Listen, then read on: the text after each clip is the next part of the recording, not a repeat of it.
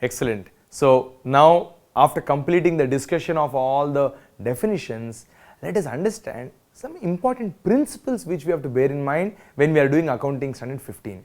Friends, for AS15, accrual concept, prudence are super important, and also matching concept. So accrual concept you are familiar with, prudence you anyway know. Prudence basically is more like conservatism, and also we are talking about matching concept. So matching the expenses, basically matching benefits with costs. So if you are expecting benefits in certain period from the employee, costs also have to get recognized in that period. So basically that matching concept. Just bear these 3 points in mind, and when we actually do the standard, I will keep referring to these principles and keep explaining, oh look, based on accrual we are doing this, or based on prudence we are doing this, or say you talk about matching concept we are doing this. So I'll keep bringing you back to these principles. Alright, so now what we are going to do is we will just bucket all the points what we discussed into 4 categories of employee benefits.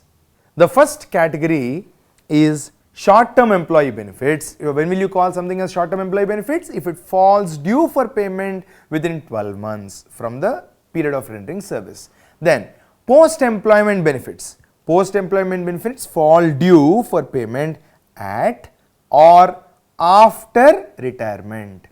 Then other long-term employee benefits fall due for payment beyond 12 months.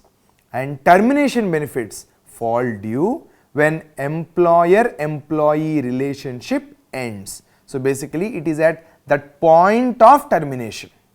Friends, one other point you should remember is when I talk about employee benefits, we are talking about employee benefits which are formally agreed upon. Some of them may be informal, but still generally they are in practice. So you know that you are going to pay as an employer, and employee knows employee is going to get that. So they might be informal, and some may be legislative in nature. So basically there is a law which asks you to pay that, and that is why you are paying. So all these come under employee benefits. However, AS15 does not talk about ESOPs, employee stock option plans, because for that we have a separate regulation and separate guidance that we have under accounting norms of ICAI. So we will refer to that when we come to ESOPs. Let's now start talking about short-term employee benefits. What are the examples of short-term employee benefits? Salaries, wages, or any bonuses. Some may be non-monetary compensations also. All these come under short-term employee benefits. Right. Now, there can be more words used, like some charges they may call them, or they may call these as some incentive payments. So by whatever name you are calling, all those payments which are going to be due within 12 months from the time that particular service is rendered by employee will come under short term. Now when I talk about short term employee benefits, let's also understand 2 more relevant words: vested, non-vested. When I say vested, we already discussed these words, but I am just bringing you back to those.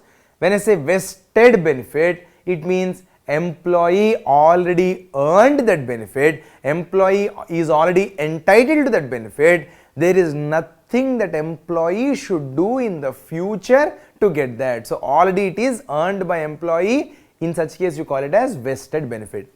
Friends, vested does not mean it is already paid to employee. Vested means it is earned by employee. So whenever it has to be paid, it will be paid, but the point is there is no further action that is required from employee for employee to get entitled to it. But when you talk about non-vested, it basically means that employee is yet to get entitled to that. So something like you spend 6 months, then you will get that particular benefit. So in such case, it is non-vested, because you have to spend that 6 months, only then you get entitled to that benefit. Short-term employee benefits. The 2 principles that you have to bear in mind when you're talking about short-term employee benefits are: 1, you recognize them on accrual basis, right? So once this particular expenditure from company side is accrued, right? Once it is incurred as a liability, you have to, once it is incurred, then you have to recognize this particular expense. Now, when I talk about this, say salary cost, employee completed that particular month of service, employee is entitled to salary, that's all. Whether you paid salary actually or not, that has to be accounted for. So when I talk about recognition and measurement criteria, it is about when and how and at what value you record those entries, right? So the one is accrual. Second point is, even if that amount is payable after 6 months, within 12 months if it is payable, it is falling under short-term employee benefits. Even if that amount is payable after 6 months or 8 months or 9 months, you do not discount it. So these are undiscounted. These amounts are undiscounted.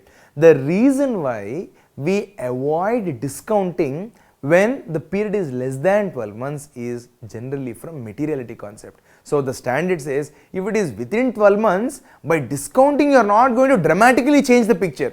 So for that purpose, why do you really have to discount? So that is why standard just gives a general suggestion. If the period within which that particular amount is payable is 12 months, then don't discount it, just leave it at the undiscounted value. Alright, now friends, there is salary payable. Salary payable is a liability. So basically there is a short-term employee benefit which is payable by the company, that will be a liability. Now imagine it is not something like a salary payable. You already gave salary advance to employee. You gave advance to employee and amount is still recoverable from employee. Then that same item will sit in the balance sheet as an asset, right? And friends, sometimes the salary cost what we are talking about might be salaries or wages, whatever, might be in relation to construction or acquisition of a capital asset. So there is a building under construction which is going to be our fixed asset in the future, and there are some employees who are working only on that.